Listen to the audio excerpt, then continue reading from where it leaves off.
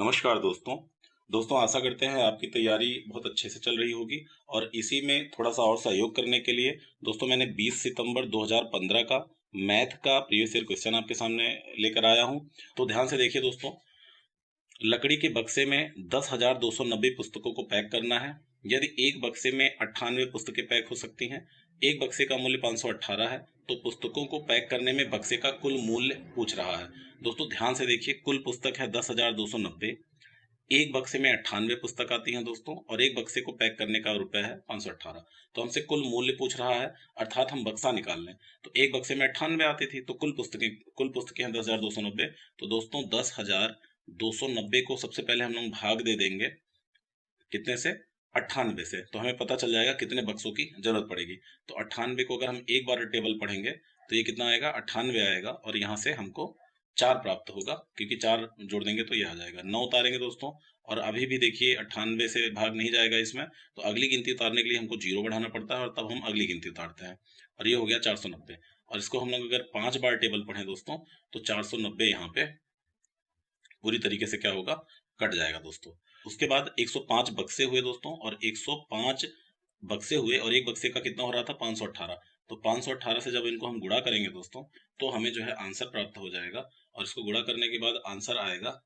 देखिए दोस्तों, ये 105 गुणे 518, आप इसको थोड़ा सा सरल भी कर सकते हैं। देखिए हम लोग को कितना करना है, 518 गुणे 105 करना है। तो देखिए 518 गुणे 105 था, तो दोस्तों क्या हम इसको ऐसे लिख सकते हैं कि 518 गुणे 105 को हम लोग लिखते हैं 15 गुणे 7। तो एक बार 7 से गुणा कर लो पहले, फिर 15 से कर लेना, क्योंकि 15 सत्ते 105 होता है। तो 8 7 56 की 6, हाथ से लगा 5, 7 1 के 7 5 12 की 2, हाथ से लगा 1, 7 5 35 1 36। ये हो गया दोस्तों। और इसमें कितने से गुणा करना है, 15 से करना है। तो 15 छक्का 90, 15 छक्का 90, 15 दूनी 30, 9 39 की 9, हासिल लगा 3, 15 छक्का 90, 90 3 93 की 3, 93 की 3, हासिल लगा 9, 15 3 45, 45 45 में 9 जोड़ेंगे दोस्तों तो कितना हो जाएगा, 54। तो ये आ गया आंसर 54,390 रुपए। ऑप्शन देखिए 54,390 रुपए ये ऑप्शन है। तो अपना सही उत्तर क्या हो जाएगा, पहला। करना कुछ नहीं है, मैं एक कैलकुलेशन चूंकि करता चलूंगा, जिन दोस्तों को कैलकुलेशन में दिक्कत होती है तो कैलकुलेशन भी देखते रहेंगे। अगला प्रश्न है दोस्तों, निम्नलिखित में से कौन सा खुला अंत वाला प्रश्न है, ओपन एंडेड क्वेश्चन। तो दोस्तों ओपन एंडेड क्वेश्चन उन्हें कहते हैं जहां पर विद्यार्थी अपने मन का आंसर दे सकें, या एक से अधिक आंसर जिसका आ रहा हो, उसे ओपन एंडेड क्वेश्चन कहते हैं। इसकी खासियत ये होती है दोस्तों कि इसमें अलग अलग विद्यार्थियों के अलग अलग उत्तर आ सकते हैं। तो 15 को 3 से गुणा किस प्रकार करेंगे, अब ये बताइए। 15 3 45 ही होता है, चाहे जो गुणा कर ले उसका यही आएगा, तो क्या ये ओपन एंडेड होगा, नहीं होगा। कोई दो संख्याएं लिखी हैं जिनका गुणनफल 45 हो। अब यहाँ पर देखिए व्यवस्था हो सकती है, कोई बच्चा 5 गुणे 9 कर देगा, 45 आ जाएगा। कोई 15 गुणे 3 कर देगा, 45 आ जाएगा। तो इस प्रकार से ये क्या दिख रहा है, ओपन एंडेड दिख रहा है। ठीक है, तो दूसरा ऑप्शन क्या हो जाएगा, ओपन एंडेड क्वेश्चन हो जाएगा। 15 गुणे 3 का मान ज्ञात कीजिए, ये भी देखिए ओपन एंडेड नहीं है। ठीक है, अब यहाँ देखिए कोई बच्चे का आंसर ये आ सकता है, किसी का आंसर ये आ सकता है, तो इस वजह से ये क्या हो गया, ओपन एंडेड क्वेश्चन हो गया, खुले अंत वाला प्रश्न। अगला प्रश्न देखिए, 10,000, 10 100, 10 दहाई बराबर है। अब ध्यान से देखिए, 10,000 के लिए दोस्तों हम लोग क्या लिख दिए, इकाई, दहाई, सैकड़ा, हजार, 10,000। ये हो गया 10,000। और 10,000 के बाद 10 100, जैसे देखिए दोस्तों हम लोग लिखते हैं 500, 900, 9 लिख के 2 जीरो, ऐसे ही 10 100 लिखना है, तो 10 लिख दो और फिर 2 जीरो कर दो। तो देखो हमने 10 लिख दिया और 2 जीरो कर दिया, तो देखिए ये 10 हो गया और ये 100, 10 100 हो गया। अब 10 दहाई, जैसे मान लीजिए ये 8 दहाई 9 इकाई, ये 8 दहाई हो गया, लेकिन अब हम लोग को क्या करना है, 10 दहाई करना है, मतलब कि 10 लिख के जीरो करना है। तो देखिए ये हो गया 10, ये हो गया इकाई, और इस पूरे को क्या मान लो, दहाई, तो 10 दहाई हो गया। अब जोड़ लो, तो यहाँ देखो क्या है, जीरो है, यहाँ क्या है, जीरो है, यहाँ क्या है, एक है, यहाँ पर भी एक है, यहाँ पर भी एक है। तो ये क्या आ गया, 11100, 11100 इसका क्या होगा, सही उत्तर हो जाएगा दोस्तों। तो इसमें थोड़ा सा ध्यान रखना है, ठीक है, वरना जो है गलत हो जाएगा आंसर। अब दोस्तों अगला प्रश्न है, ध्यान से देखना है। 12,112 को 11 से और 13,223 को 13 से भाग देने पर प्राप्त शेषफलों का योग है। तो दोस्तों हम लोग स्किप नहीं करेंगे, चाहे कितना भी इजी प्रश्न हो। तो जिन दोस्तों को इजी लग रहा है, जिन दोस्तों को लग रहा है कि नहीं बहुत ही ज्यादा इजी प्रश्न है, तो वो इसको स्किप करके आगे बढ़ सकते हैं अगले प्रश्न की तरफ। और जिनको लगता है कि नहीं हम सीधे सीधे चलें सारे प्रश्नों को देख लें, तो वो भी ये काम कर सकते हैं, बस तेजी से स्किप करते हुए सारे प्रश्न देख लीजिए। तो 12,112 को अगर हम डिवाइड करेंगे दोस्तों 11 से, तो देखिए 11 की टेबल एक बार पढ़ेंगे तो यहाँ कितना आएगा, एक आएगा। हमने एक उतार लिया। अब 11 का टेबल फिर पढ़े तो ये कितना आ गया, यहाँ 0 आया। और हम अब एक उतार ले रहे हैं, यहाँ पे सॉल्व कर दे रहे हैं, एक उतार ले रहे हैं, काम नहीं बनेगा, 0 बढ़ाएंगे, फिर 2 उतरेगा, और फिर 11 एक के 11, कितना कैरी आ रहा है, यहाँ पे कितना शेष आ रहा है, 1 आ रहा है। तो इसको भाग देने पे शेषफल आ रहा था 1। अब ऐसे ही दोस्तों हम लोग 13,223 को भाग दे देंगे कितने से, 13 से। तो देखिए 13 का पहाड़ा 1 में पढ़ेंगे, ये 0 हो जाएगा, 2 उतरेगा, और 2 से काम चलेगा नहीं, तो यहाँ 0 बढ़ाओ, अगला वाला 2 उतार लो, ठीक है। और ये 13 दूनी 26 होता है, इसलिए एक बार लेके जाओ, कितना आ जाएगा दोस्तों, 9 9 आ जा रहा है। और ये फिर कितना उतार लिए हम लोग, 3 उतार लिए। और 13 पहाड़ा कितनी बार पढ़ेंगे कि 93 आ जाए दोस्तों, 13 पहाड़ा हम लोगों को पढ़ना पड़ेगा 7 बार, क्योंकि 13 सतह कितना होता है 91। तो इधर मैं लिख दे रहा हूँ 93 माइनस 91, तो ये कितना आ जाएगा दोस्तों, यहाँ पे ये आ जाएगा आपका 2। तो यहाँ पर जो शेष आया वो 2 आया, यहाँ जो आया 1 आया, इन दोनों को जोड़ दो तो अपना उत्तर क्या आना चाहिए, 3 आना चाहिए दोस्तों। और यहाँ देखिए ये है अपना आंसर 3। ठीक है, आगे बढ़ते हैं दोस्तों। 56431 में 6 के स्थानीय मान कैसा होता है, 5 6 4 3 1। आपको करना कुछ नहीं है, 6 लिखना है, और 6 के बाद जितनी अंक हो उतने 0 लगा देना है, 1 2 3। तो ये 6 का स्थानीय मान है। 4 के अंकित मान मतलब जो वैल्यू होती है वही वैल्यू। तो जैसे ये 4 है, इसका स्थानीय मान नहीं अंकित मान, तो अंकित मान हमेशा क्या होगा, 4 ही होगा। में अंतर है, तो 6000 में 4 घटा देंगे दोस्तों, तो 5000। या यहाँ से आपको मैं घटाना भी दिखा रहा हूँ एकदम एक एक स्टेप में। देखिए यहाँ 4 आप माइनस कर दीजिए, तो 10, ये देखिए ये कितना बन जाएगा, यहाँ 0 है, तो ये एक इनसे लेगा, ये 10 बनेगा, फिर एक इनको जाएगा, ये 9 हो जाएगा, और ये फिर 9 होके ये 10 बन जाएगा। तो 10 में से 4 जाएगा 6, यहाँ बचेगा 9, यहाँ भी बचेगा 9, और चूंकि इसने एक कैरी दिया था तो ये बचेगा 5। तो 5,996 इसका सही उत्तर होगा दोस्तों। 5,996 सी ऑप्शन दिख रहा है, तो सी ऑप्शन इसका सही जवाब हो जाएगा। आगे बढ़ते हैं मित्रों। देखिए 30 36 और 42 के सबसे छोटे सार्वगुणज तथा सबसे बड़े सार्वगुणनखंड का गुणनफल है। दोस्तों ये सबसे पहले ये देख लीजिए आप, सबसे छोटे मतलब कि लीस्ट, सार्वगुणज मतलब, सार मतलब कॉमन, गुणज माने मल्टीपल, तो ये एलसीएम की बात कर रहे हैं। 30 36 और 42 का क्या एलसीएम। और सबसे बड़े सार्वगुणनखंड, सबसे बड़े मतलब हाईएस्ट, सार्व मतलब कॉमन, और गुणनखंड माने फैक्टर। तो ये दोस्तों लासा और मासा की बात कर रहे हैं, ये हो गया लासा और ये हो गया मासा, महत्तम समापवर्तक। तो देखिए दोस्तों, महत्तम जो हाईएस्ट ये वाला निकालना है, सबसे बड़े सार्व गुणनखंड, ठीक है, सबसे बड़े हाईएस्ट, सार्व मतलब कॉमन, गुणनखंड माने फैक्टर, और गुणज माने मल्टीपल। तो गुणनखंड ये भाग विधि द्वारा मैं आपका एचसीएफ निकलवा रहा हूँ मासा। देखिए इसमें क्या करना है, आपको दो सबसे छोटी गिनती उठानी है। तो इसमें 30 और 36 है, तो 36 को आप भाग दीजिए 30 से। तो देखिए जब 30 से आप भाग देंगे तो एक बार जाएगा, और ये देखिए 30 एकम 30 और 6 आ गया, और इस वाली गिनती को आप उठा के अंदर कर दीजिए। अब ये 30, तो 6 पंचे 30, ये 30 जो है पूरी तरह से कट गया, तो जिससे कटा वो इसका मासा हो जाएगा। तो 30 और 36 का मासा 6 आ गया दोस्तों। और अब 42 को भी आप 6 से भाग दीजिए, 6 सते 42, ये भी पूरी तरीके से कट गया, तो 6 जो है तीनों का मासा हो जाएगा। इनका मासा हमें प्राप्त हो गया कितना, 6। और अब हमको बस इनका गुणन, इनका जो है लासा निकालना है। जैसे ही हमको लासा मिलेगा तो हम 6 गुणे और वो गिनती कर देंगे। तो लासा कैसे निकलता है देख लीजिए, इधर लिखिए 30 36 और 42, और इनको जो है इस तरीके से आप लोग निकालना जानते होंगे। तो 2 से सबसे पहले डिवाइड करते हैं, तो ये 15 हो जाएगा, ये 18 हो जाएगा, और ये 21 हो जाएगा। 2 दूनी 4, 2 1 2। फिर से कितनी बार जाएगा, 2 बार जाएगा दोस्तों, ये 15 ही रहेगा, ये 15 ही रहेगा, ये 9 हो जाएगा, और ये 21 हो जाएगा। अब 3 से जाएगा, 2 से नहीं जाएगा, ये 3 पचे 15, और ये 3 त्रिक्का 9, और 3 सते 21। अब यहाँ आप देख सकते हैं हर बार एक बार 3 जाएगा, फिर 5 जाएगा, फिर 7 जाएगा। तो इसको हम ऐसे कर लेते हैं, 5 तिहाई 15 गुणे 7 कर लेते हैं दोस्तों, ठीक है। तो अब देखिए 5 तिहाई 15 गुणे 7, ये यहाँ लिख लिया।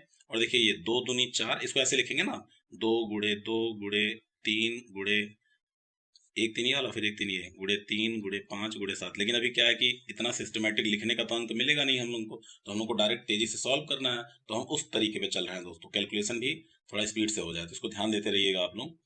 देखिए अब यहाँ पे देखिए हमने क्या किया, 5 तिहाई 15 कर लिया इसको, और ये 7 इधर कर लिया। अब इधर देखिए 2 दूनी 4 और 4 तिहाई 12, तो ये हो गया 15 गुड़े 7 गुड़े 12, ये इतना का लासा हो जाएगा। तो देखिए अब 12 का टेबल इसमें 15 गुड़े 7 गुड़े 12 करना है, तो 12 सते 84 होता है दोस्तों।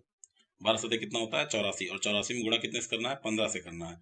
तो 15 चौका 15 का टेबल 4 में पढ़िए, 15 चौका 60 की 0, हासिल लगा 6, 15 अट्ठे 120 और ये हो जाएगा 126। तो देखिए दोस्तों इसका जो लासा आ गया वो आ गया 1260। तो लासा हो गया 1260 और मासा था 6, इन दोनों का गुणनफल पूछ रहे हैं। तो देखिए 6 का पहाड़ा 6 में पढ़ेंगे तो 36, हासिल 3 आएगा, 6 दूनी 12 3 15 की 5, हासिल 1 आएगा, और 6 के 6 7, 7560 इसका जो है सही उत्तर हो जाएगा। 7560 इसका सही उत्तर यहाँ पे ऑप्शन नंबर डी में मिल जाएगा दोस्तों।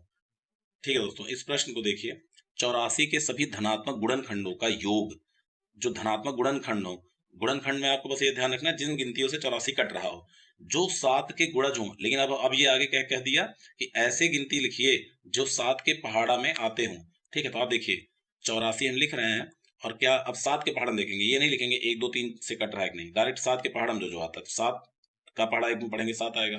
तो क्या 84 7 से कटता है? हाँ कटता है। 7 दूनी 14, क्या 14 से कट रहा है? हाँ कट रहा है। 14 छंग 84, 14 6 दा। फिर क्या 21 से कट रहा है? हाँ 21 से भी कट रहा है। 21 को 4 में गुणा करोगे 84 आ जाएगा। फिर 7 चौक 28, क्या 28 से कट रहा है? हाँ 3 बार में, 8 त्रिक 24, 3 दूनी 6 7 8। अब देखिए 7 चौक 28, 7 बचे 35, नहीं, 7 छंग 42, हाँ 42 से भी कट रहा है क्योंकि 42 दूनी 84। फिर डायरेक्ट 84 से भी कटेगा जो कि 7 का गुणज होगा। इन सभी गिनतियों को दोस्तों क्या करना है, जोड़ लेना है। और जब इन सभी को जोड़िएगा आप तो हमें क्या प्राप्त होगा, देखिए ये हो जाएगा 4 4 2 6 6, 4 2 6 8 6 14 की 4, 14 1 15 15 15 4 15 4 19 19 7 19 7 26 की 6 26 की 6। अब देखिए दोस्तों इन सब में सिर्फ एक है जिसमें लास्ट में 6 दिख रहा है, तो ये क्या हो जाएगा 196 इसका सही आंसर हो जाएगा दोस्तों। तो इसका सही आंसर क्या हो गया 196। अगले प्रश्न पे चलते हैं दोस्तों। जब दिल्ली में समय 8:49 PM है, तब सिडनी में समय अगले दिन का 1:19 AM है। अगले दिन का, यदि दिल्ली में समय 11:19 AM है तो सिडनी में क्या समय होगा। इस तरह का प्रश्न बहुत इजी है, तो इनको ध्यान से देखना है, इनसे आगे जो है मतलब डर के आगे बढ़ना नहीं है। करना कुछ नहीं है, आपको 2 तारीख मान लेना है। जैसे कि मान लीजिए कि मैं मान लेता हूं कि ये आज जो है 2 जनवरी है, और 2 जनवरी में अपने यहाँ दिल्ली में समय हो रहा है 8:49 PM, रात का समय है, मतलब रात हो चुकी है। और सिडनी में 3 बज रहा है क्योंकि अगला दिन लिखा है उन्होंने, और सिडनी में अगले दिन का 1:19 AM है, मतलब एकदम वो रात वाला समय है। तो अब देखिए इसमें करना क्या है आपको कि आप पहले कितना समय का अंतर है वो देख लीजिए। तो अगर मान लीजिए अपने यहाँ जब रात में 12 बज रहा होगा तो कितना अंतर है देखिए, अगर हम 8:49 को 9 मान लेते तो 3 घंटे हो जाता, और साथ में 50 होता यहाँ पर। लेकिन चूंकि अब देखिए वाकई में तो ये 8:49 है, तो कितना कम है 9 से? 9 से ये 11 मिनट कम है। तो देखिए ये हो गया 3:11, और 12 से 1:19, 12 से 1:19 कितना होगा 1 घंटा 19 मिनट। इन दोनों को अगर जोड़ लें दोस्तों, ऊपर जोड़ रहे हैं तो 9 1 10 की 0, हासिल लगा 1 30 मिनट, और 3 1 4, 4 घंटे 30 मिनट जो है सिडनी का टाइम भारत से आगे है। तो ये कह रहे हैं जब हमारे यहाँ 11:19 हो रहा था AM सुबह, तो 4 घंटे 30 मिनट जोड़ दो। तो जैसे ही 4 घंटे 30 मिनट जोड़ोगे तो ये 9 हो जाएगा, और 3 1 4 हो जाएगा, और 11 में 4 जोड़ोगे 15 होगा। तो चूंकि ये 12 बजे वाला टाइम है, तो जैसे ही ये देखिए इसके बाद 12 बजेगा, तो 12 के बाद 13 14 15 अर्थात 3:49। तो ये देखिए 3:49 सही ऑप्शन हो जाएगा। आगे बढ़ते हैं दोस्तों। एक मानचित्र पर आधा सेंटीमीटर भूमि पर 125 किलोमीटर को दर्शाता है। जो मैप में हम लोग देखते हैं कि भारत इतना बड़ा है, तो क्या वाकई में इतना बड़ा भारत रहता है? नहीं। तो वो कह रहे हैं कि अगर मैप में आधा सेंटीमीटर है तो भूमि पर 125 किलोमीटर है। यदि 2 नगरों की दूरी भूमि पर 2000 किलोमीटर है, तो मानचित्र पर उनके बीच की दूरी क्या होगी दोस्तों? तो ये बड़ा आसान है, इसको हम लोग कैसे लिख सकते हैं कि देखिए आधा सेंटीमीटर मतलब 0.5 सेंटीमीटर कितने को दिखाता है, 125 किलोमीटर को दिखाता है दोस्तों। और इसको अगर हम आधे सेंटीमीटर से एक कर लें, 1 सेंटीमीटर कितने को दिखाता है, 1 सेंटीमीटर दिखाता है 250 को। अरे भाई ये दुगना की तो ये भी दुगना हो जाएगा, 250 किलोमीटर। तो हम लोग एक काम करते हैं, अब देख लेते हैं कुल किलोमीटर कितना है, तो उतने सेंटीमीटर हो जाएगा। मतलब कितना 250 आएगा, तो आप एक काम करिए 2000 को भाग दे दीजिए 250 से, तो ये जीरो कट गया, 25 चौका 100 होता है और 25 अट्ठे 200 होता है। तो ये 8 सेंटीमीटर, 250 में 1 सेंटीमीटर, तो 250 का पहाड़ा 8 बार जा रहा है, मतलब 8 सेंटीमीटर। तो 8 सेंटीमीटर का सही जवाब हो जाएगा। जिसको नहीं समझ में आया फिर से देख लो भाई, कि 1 सेंटीमीटर, आधा सेंटीमीटर में 125 किलोमीटर, तो 1 सेंटीमीटर में 250 किलोमीटर हो गया। अब हमें करना कुछ नहीं है, देखो ये 250 किलोमीटर बराबर 1 सेंटीमीटर, तो 1 किलोमीटर बराबर 1/250, तो अपने पास कितना है, 2000 किलोमीटर बराबर। तो करना कुछ नहीं है, ये 2000 ऊपर जाके गुणा हो जाएगा, मतलब 1/250 गुणे 2000। तो ये जीरो काट दो और 25 का पहाड़ा 8 बार पढ़ो, तो 25 अट्ठे 200, 8 सेंटीमीटर इसका उत्तर हो जाएगा दोस्तों। निम्न में से कौन सा एक सही नहीं है। 25 शतांश, 25 शतांश का अर्थ जो होता है 25/100, यहाँ बटा रहेगा दोस्तों ऑप्शन में। तो 25 शतांश का अर्थ क्या होगा, 25/100, सही बात है। 0.75 बराबर है 0.5700, पॉइंट के बाद चाहे जितना लगाओ, आप ये भी लिख सकते हो, ऐसे लिखते रहो, पूरे पेज भर में लिखते रहो, तो कोई बात नहीं है, सब बराबर है, यहाँ डिवाइड रहेगा। 30 सेंटीमीटर भुजा वाले वर्ग का क्षेत्रफल इतने लंबे और इतने चौड़े आयत के क्षेत्रफल के समान है। तो करके चेक कर लेते हैं। जैसे एक वर्ग है, ये भी 30 सेंटीमीटर है, ये भी 30 सेंटीमीटर है, तो भुजा गुणे भुजा, भुजा गुणे भुजा, तो दोस्तों 30 सेंटीमीटर गुणे 30, तो ये देखिए 2 जीरो कर लो, 3 त्रिक 9 कर लो, 900 सेंटीमीटर स्क्वायर जो है वर्ग का क्षेत्रफल है। एक बार इसका देख लेते हैं, ये आयत था और ये 4.5 मीटर है और ये 0.2 मीटर है दोस्तों। तो इसको सेंटीमीटर में बदलना है, तो 1 मीटर में 100 सेंटीमीटर होता है।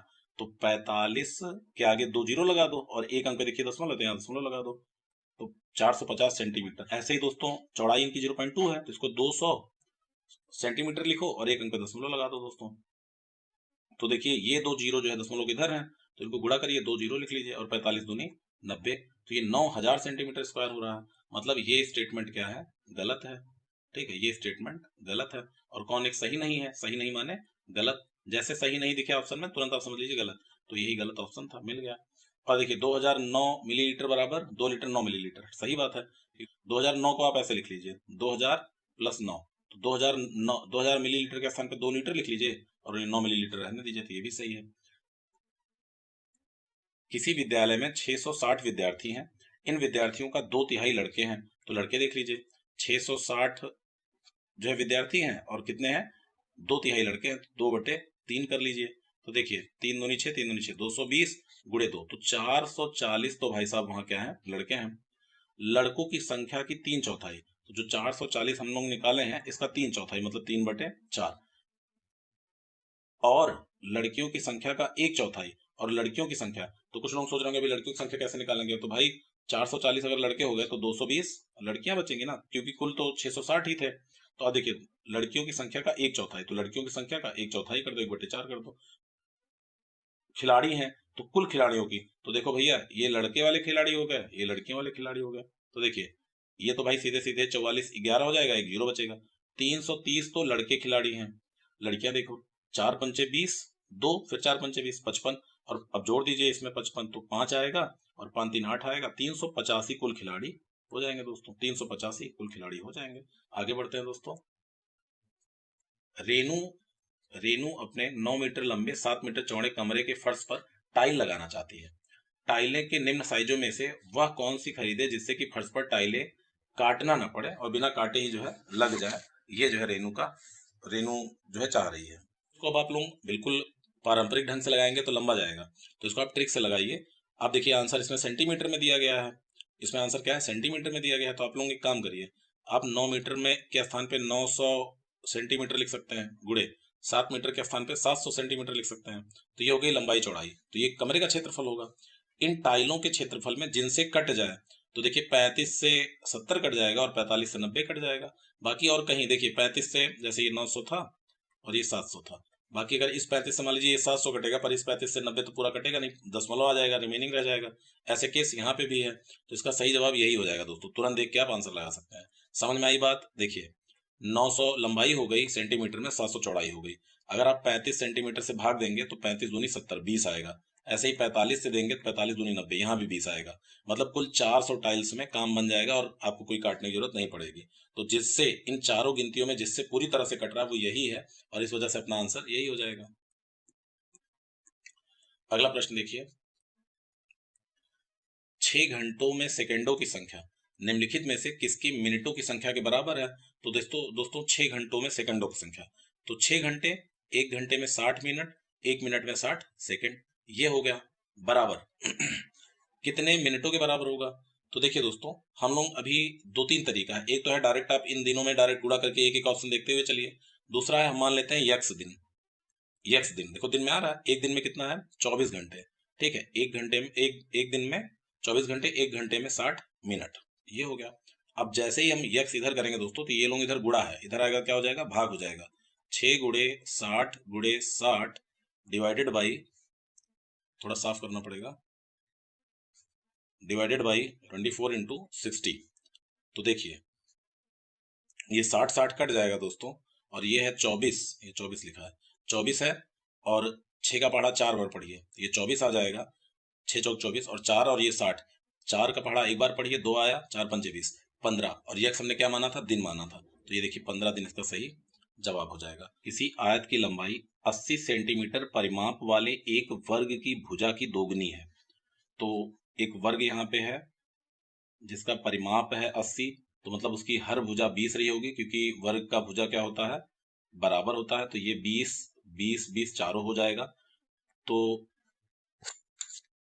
ये कह रहे हैं एक वर्ग की भुजा की दुगनी है, तो आयत की जो लंबाई हो जाएगी दोस्तों, वो हो जाएगी इसकी भुजा की दुगनी, मतलब 40, और आयत की चौड़ाई 20 है। चौड़ाई दोस्तों आयत की 20 हो गई। ध्यान से देखिए, किसी आयत की लंबाई 80 सेंटीमीटर परिमाप, परिमाप मतलब जिसका चारों जोड़ के 80 आ रहा हो। देखो 20 का ये चारों साइड जोड़ेंगे तो 80 आएगा, क्योंकि वर्ग में चारों भुजाएं बराबर होती हैं। तो और कह रहे हैं कि जो इसकी एक भुजा है उसका दुगना जो है इसकी लंबाई है आयत की, और चौड़ाई बाद में दे रहे हैं 20। तो आयत का क्षेत्रफल वर्ग के क्षेत्रफल से अधिक है। तो हम कह रहे हैं कि देखिए इसका क्षेत्रफल 800 आया, इसका क्षेत्रफल दोस्तों ये दोनों गुणा कर दो 400 आया। तो कह रहे हैं कि ये जो है कितना अधिक है, तो 800 में से 400 घटाओगे तो कितना आएगा, 400। तो इसका सही जवाब है कि आयत का क्षेत्रफल वर्ग के क्षेत्रफल से 400 अधिक है। अगला प्रश्न देखते हैं। हारून एक फल की दुकान पर गया, उसने 1.5 दर्जन केले लिए। 1.5 क्या लिया, केला लिया। 2.5 रुपए प्रति केले की दर से। एक काम करते हैं, इसको हम लोग इधर लगाने के लिए लिखते भी चलते हैं। हारून एक फल की दुकान पर गया, 1.5 दर्जन केले लिए, 1.5 दर्जन। तो दोस्तों हम लिखेंगे 1.5 इंटू